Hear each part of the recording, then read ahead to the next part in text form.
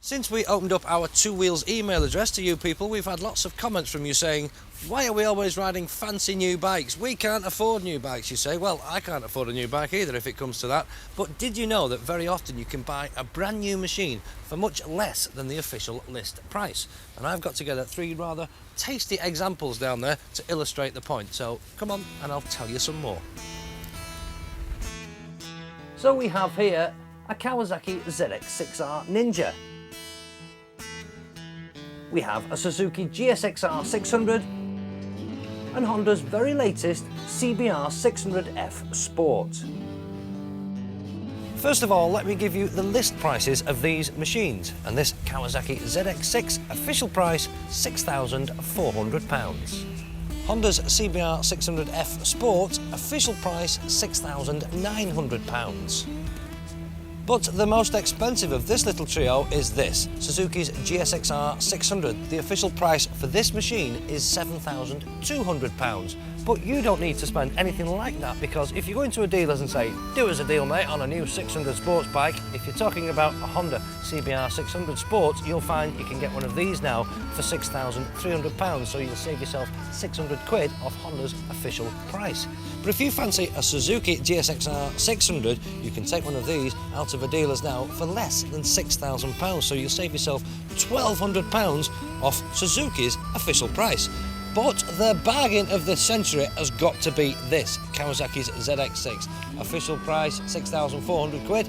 You could drive one of these out of a showroom now, brand new, for 4,995 quid. 5 grand, a brand new bike. Damn cheap in anyone's book. Honda's CBR600 has stood at the top of this popular class since its launch way back in the late 80s. This sport model, with its racy red and black paint job and a split seat unit, boasts a fuel-injected 600cc motor, which kicks out an impressive 110 brake horsepower. Impressive though that may be, it's not actually the lightest. Cue Suzuki's GSXR600. In a world where bikes are getting faster and lighter year after year, the GSXR weighs in at just 163 kilograms, and for my money, looks more of a true race replica than any of its competitors. A much more usable 600cc sports bike is Kawasaki's ZX6R Ninja. Just as good looking as the other two, but with the strange ability to make the rider feel that he or she is actually on a bigger machine, especially when compared to the Honda. A big fat bulbous fuel tank and clip-on style bars that, although are fairly low, are actually quite wide. But it certainly feels the most comfortable and complete bike to ride in the real world and on real roads. So you want to know which is the best of these three 600 sports bikes? Well, the question that you really do need to ask yourself is, what do you want your bike for? What sort of feel do you want from the bike? If you're looking for perhaps the most focused, then it would be this GSXR600. In fact, it should have a big sign across the dashboard, so every time you get on it you see it and it says, thrash me to death, I love it. It does love it. The harder you work the motor, the more fun it is and the more it seems to enjoy it. It has got the most extreme riding position. You're very well tipped forward on this one, so you've got a lot of weight on your wrists, your forearms get pumped up after a couple of hours in the saddle, so it's not the most comfortable. The Honda, on the other hand, the CBR600 Sport, is a completely different kettle of fish. It is quite a comfortable bike to ride. In fact, it's very comfortable compared to the Suzuki.